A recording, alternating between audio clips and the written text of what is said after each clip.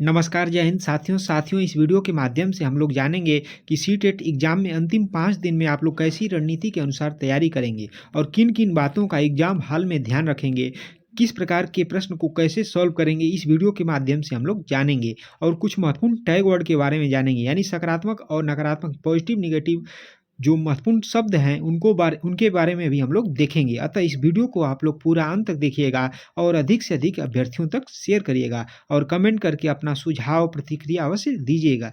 तो साथियों, सबसे पहले हम लोग जानेंगे सीटेट एग्जाम में कुल 150 प्रश्न होते हैं और लगभग 2.5 घंटे यानी 150 मिनट का समय होता है, जिसमें 75 प्रश्न जो होते हैं वह कॉन्सेप्ट के आधार पर पूछे जाते हैं। 75% कॉन्सेप्ट पर होते हैं, जिसमें सभी विषयों के अलग-अलग 15-15 प्रश्न होते हैं और 15-15 प्रश्न सभी विषयों में पेडागोजी से संबंधित होते हैं, यानी शिक्षण शास्त्र से संबंधित होते हैं, जो आसानी से आप लोग सॉल्व कर सकते हैं।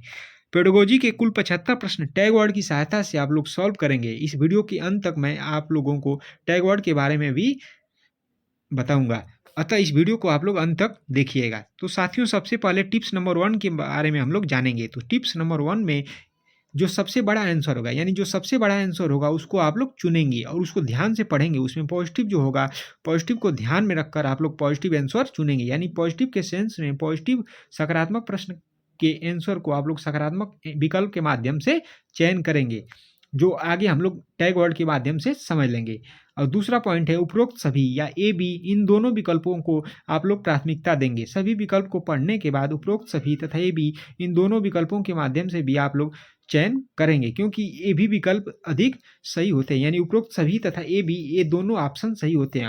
और पहले पॉइंट में हम लोग देखें जो सबसे बड़ा आंसर होगा, यानी विकल्प में 4 विकल्प होंगे, 4 विकल्पों में जिसकी शब्द जिसमें सबसे लंबे होंगे वह विकल्प सबसे ज़्यादा सही होने की संभावना रहेगी। क्योंकि प्रीवियस पेपर आप लोग देखेंगे तो वहाँ समझ में आएगा कि जो विकल्प सबसे बड़ा है, अधिकतर विकल्प वही सही हुए हैं और वही सकारात्मक प्रश्न वाले प्रश्न में पूछे जाते हैं। यह आप लोग प्रीवियस पेपर को सॉल्व करके भी समझ सकते हैं। कम से कम 2 से 3 प्रीवियस पेपर आप लोग एग्जाम से पहले सॉल्व कर लीजिएगा, ताकि आप लोगों को समझने की जो क्षमता है वह और कॉन्सेप्ट क्लियर हो सके। तीसरे पॉइंट में हम लोग जानेंगे प्रश्नों के विकल्प को करने से पहले आप लोग ध्यानपूर्वक ऑप्शन में नहीं, यानी जो नहीं शब्द दिया होता है और हाँ शब्द दिया होता है, इनको ध्यानपूर्वक पढ़कर आप लोग विकल्प का चयन करेंगे।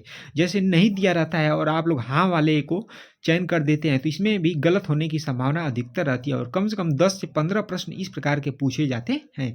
अतः आप लोग जो प्रश्न होंगे उसमें नहीं जो शब्द दिया होगा उसको ध्यानपूर्वक पढ़कर उसको अंडरलाइन इस प्रकार गोला कर देंगे पेन या पेंसिल से और उसको ध्यान से विकल्प पढ़कर आप लोग आंसर उसका चयन करेंगे। इस प्रकार आप लोग प्रश्न को सॉल्व करेंगे। और चौथे पॉइंट में हम लोग जानेंगे प्रश्न और विकल्प को ध्यान से पढ़कर आंसर का चुनाव करेंगे, यानी जो प्रश्न और विकल्प होगा उसको ध्यान से और सटीकता के साथ पढ़कर आप लोग चुनाव करेंगे। एक पेज में 5 से 6 प्रश्न होते हैं। 5 से 6 प्रश्न पढ़ने के बाद आप लोग सबका गोला करके रंग देंगे। जो कन्फ्यूजन होगा उसको गोले के माध्यम से, जैसे इस प्रकार दूसरा प्रश्न है तो दूसरे को इस प्रकार गोला कर देंगे और उसको छोड़ देंगे। जो कन्फ्यूजन नहीं होगा उसको गोले के माध्यम से आप लोग ब्लैक पेन से भर देंगे। तो इस प्रकार आप लोगों की समय की भी बचत होगी।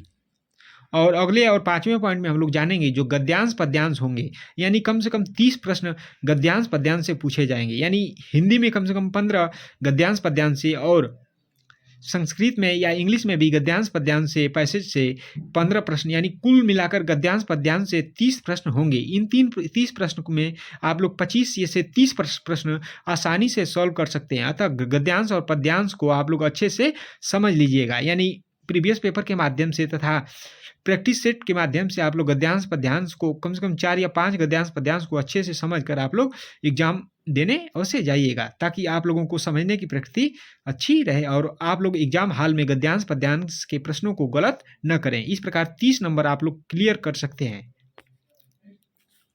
और अगले पॉइंट में हम लोग जानेंगे महत्वपूर्ण टैग वर्ड के बारे में। तो महत्वपूर्ण टैग वर्ड में आप लोग पॉजिटिव और निगेटिव टैग वर्ड, इन टैग वर्ड के बारे में हम लोग देखेंगे। तो सबसे पहले हम लोग पॉजिटिव टैग वर्ड में जानेंगे। तो पॉजिटिव टैग वर्ड में सबसे पहले सर्वांगीण विकास, यानी बालक का सर्वांगीण विकास को ध्यान में रखकर आप लोग ऑप्शन का चयन करेंगे। और दूसरा प्रोत्साहित करना, यानी बालक को हमेशा प्रोत्साहित करना है, प्रोत्साहन करना है, उसे नकारात्मक के रूप में कभी प्रोत्साहित नहीं करना होगा। और तीसरा, कारण का पता लगाना, यानी जो भी कारण है उसका पता लगाना।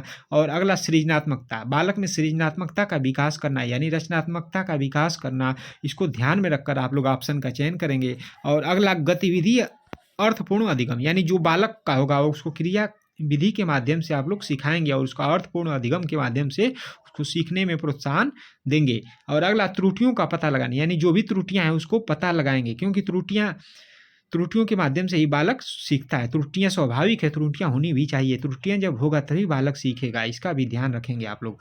अगला, बाल केंद्रित, यानी बाल केंद्रित, बालक को ध्यान में रखकर आप लोग विकल्प का चयन करेंगे। शिक्षक केंद्रित नहीं, बाल केंद्रित, बालक के अनुसार, बालक जैसे सीखना चाहता है उसी प्रकार उसको सिखाएंगे। जिस विषय में रुचि है उस विषय को आप लोग उसको पढ़ाएंगे, उसके अनुसार उसको शिक्षण कार्य कराएंगे। अगला पॉइंट है व्यवहारिक कुशलता, यानी व्यवहारिक कुशलता को भी ध्यान में रखकर आप लोग ऑप्शन का चयन करेंगे।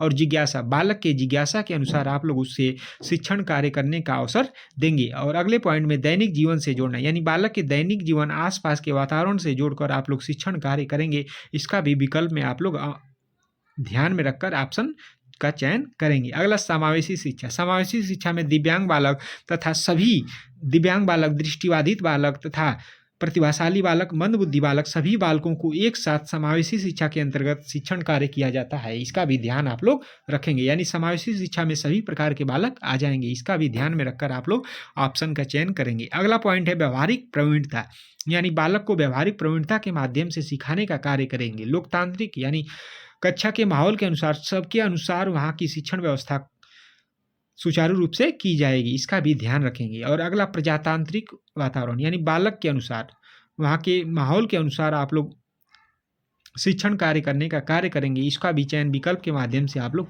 करेंगे।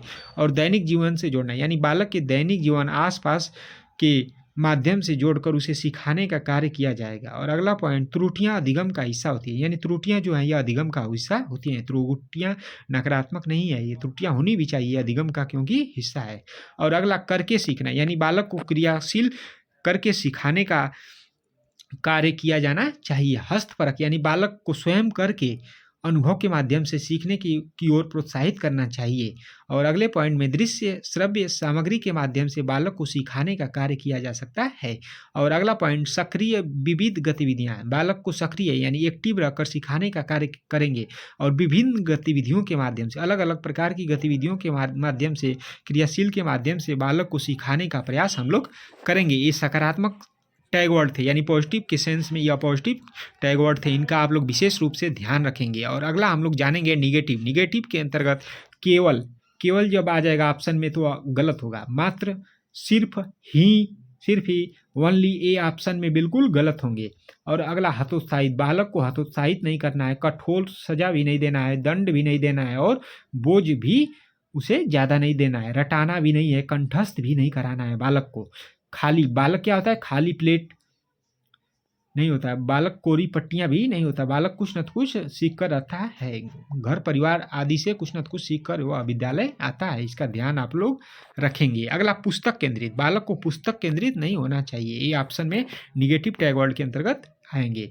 अगला, शिक्षण केंद्रित, शिक्षक केंद्रित नहीं होना चाहिए, क्योंकि छात्र केंद्रित होना चाहिए, छात्र के अनुसार सिखाने का कार्य करना चाहिए, न कि शिक्षक की आवश्यकता अनुसार। अगला, निष्क्रिय, बालक निष्क्रिय नहीं होगा, सक्रिय होगा। और व्याकरण, यानी प्राथमिक स्तर में व्याकरण का ज्ञान महत्वपूर्ण नहीं है। ग्रेडिंग शिक्षा भी नहीं होनी चाहिए, ग्रेडिंग अंक का भी प्रावधान प्राथमिक स्तर पर नहीं होगा। लैंगिक असमानता, लैंगिक रूढ़िवादिता को भी आप लोग नकारात्मक टैग वर्ड के अंतर्गत ध्यान देंगे। अगला पॉइंट है रोजगार, रोजगार के लिए शिक्षा नहीं कराएंगे, यानी बालक के व्यवसायिक सीमित बलपूर्वक बालक को शिक्षा व्यवस्था नहीं दिया जा सकता है। बोलने का मौका देना, यानी बालक को बोलने का मौका देंगे, बालक को बोलने का मौका देंगे, बालक को अपनी बात रखने का मौका देंगे। और बालक की भाषा को भी प्राथमिकता देंगे, क्योंकि बालक जो घर परिवार से भाषा सीख कर आता है वह संसाधन के रूप में हम लोग ध्यान में रखकर सकारात्मकता के साथ उसे प्रोत्साहित करेंगे, न कि हतोत्साहित करेंगे। और व्याख्या करना, यानी प्राथमिक स्तर पर व्याख्या करना भी नकारात्मक टैग वर्ड के अंतर्गत आता है। तो साथियों, इस प्रकार हम लोगों ने नकारात्मक और सकारात्मक टैग वर्ड के बारे में जाना तथा कुछ महत्वपूर्ण पॉइंट के बारे में जाना। इस वीडियो को आप लोग एग्जाम से पहले अवश्य देख लीजिएगा, यह वीडियो बहुत ही महत्वपूर्ण होने वाला है। और दूसरे वीडियो के माध्यम से मैं आप लोगों को कुछ महत्वपूर्ण महत्वपूर्ण पॉइंट के बारे में बताऊंगा, जिसमें कुछ सीटेट से संबंधित महत्वपूर्ण टॉपिक होंगे, जिसमें जीन पियाजे, वाइगोत्स्की, कोहलबर्ग तथा सामाजिक तथा अन्य महत्वपूर्ण टॉपिक के बारे में मैं अगले वीडियो के माध्यम से आप लोगों तक वीडियो प्रोवाइड करके आप लोगों तक उपलब्ध कराऊंगा। अतः उस वीडियो को भी आप लोग अवश्य देख लीजिएगा। तो साथियों, इस वीडियो को अधिक से अधिक विद्यार्थियों तक शेयर करिए और कमेंट करके अपना सुझाव अवश्य दीजिएगा। तो साथियों, मिलते हैं अगले किसी नए वीडियो के माध्यम से। तब तक के लिए थैंक यू सो मच। जय हिंद, जय भारत।